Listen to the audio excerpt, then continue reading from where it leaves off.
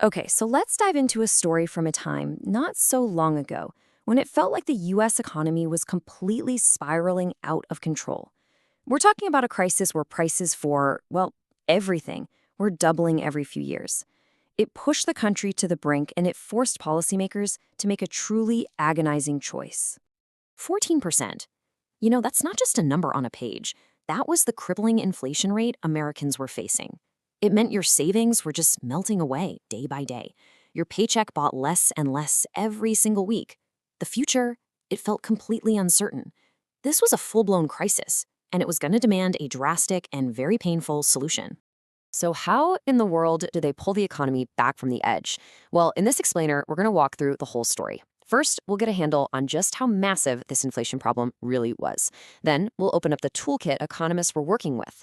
After that, we'll look at the painful, inevitable trade-off they were staring down, the huge debate that it caused, and finally, we'll get to the verdict on what happened next.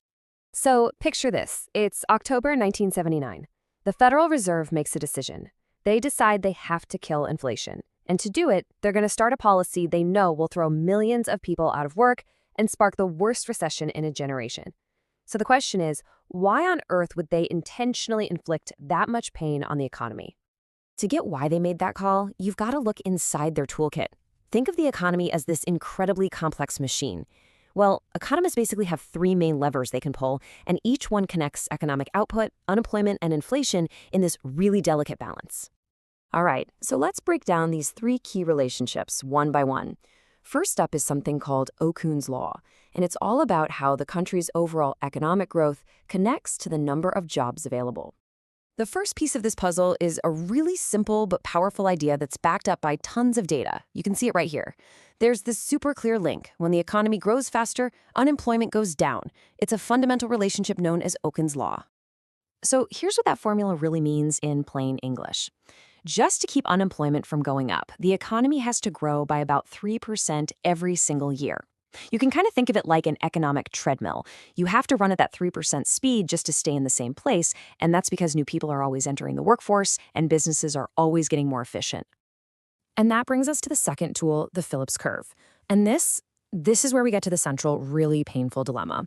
What it shows is that to bring inflation down, you have to push unemployment up. It's a direct and pretty much unavoidable trade-off. And finally, here's the main lever that the central bank can actually pull. This aggregate demand relation shows how the Fed, by controlling how much money is out there, can directly hit the brakes on the entire economy. By tightening the money supply, they can slow everything down. So you put those three ideas together, and the brutal choice becomes crystal clear. To kill inflation, a process they call disinflation, the Fed would have to use its main lever to deliberately slow down the economy, knowing full well it was going to cost millions of people their jobs. Economists even have a name for this painful cost, the sacrifice ratio. It's a pretty stark way of putting it, right? It's a metric that measures exactly how much extra unemployment you need and for how many years, just to bring inflation down by one single percentage point. So the choice they faced was really about speed. Do you just rip the Band-Aid off quickly? That would mean a very deep, very painful recession with super high unemployment, but maybe it would be over faster. Or do you do it slowly, causing a longer, more drawn-out period of economic pain, with lower but still really high unemployment? Now, you can bet this agonizing choice sparked a massive debate among the world's top economists. They all agreed inflation had to be stopped, but they were fiercely divided on the cost. Was all this pain really, truly necessary? Could there be another way? So one side of this debate, led by folks like Robert Lucas, was all about the power of belief, of credibility. Their argument was, look, if the Fed acts tough and really convinces everyone that they will crush inflation no matter what, then the fight is half won. People will stop asking for huge raises, businesses will stop jacking up prices, and inflation could come down without a deep recession. But another group pushed back hard, pointing to a very real-world problem: contracts. Economists like Stanley Fischer argued that the economy just isn't that flexible. I mean, millions of workers have union contracts and wage agreements that last for years. You can't just snap your fingers and change all of that.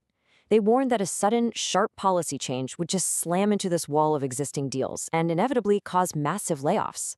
So the whole debate really boiled down to this: It was a fundamental disagreement about how fast the economy can actually adjust. Should you go fast and bet everything on pure credibility changing people's minds overnight? Or do you have to go slow, accepting the reality that the economy, with all its contracts and agreements, just can't turn on a dime? Well, the debate was fierce, but in the end, somebody had to make a call. The new Fed chairman, a guy named Paul Volcker, chose a path. So now let's look at the history books and see what actually happened when this high-stakes economic experiment was put into practice. The numbers right here on this slide, they tell the whole story. Just look at that inflation column on the left. From a crazy 13.3% in 1979, it gets absolutely crushed down to just 3.8% 3 years later. I mean, that's a huge success. But then, look at the column on the right. The cost was immense. Unemployment nearly doubled, climbing to almost 10%. The pain was very, very real.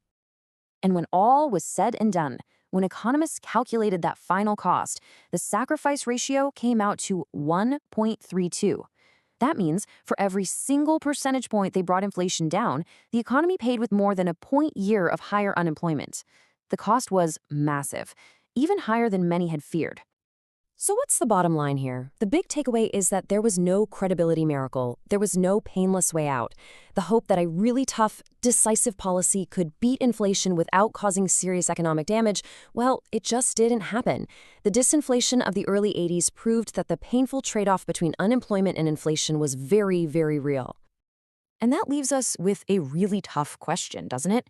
The Volcker shock worked. It successfully crushed a devastating inflation, but it came at the cost of millions of jobs and a brutal recession.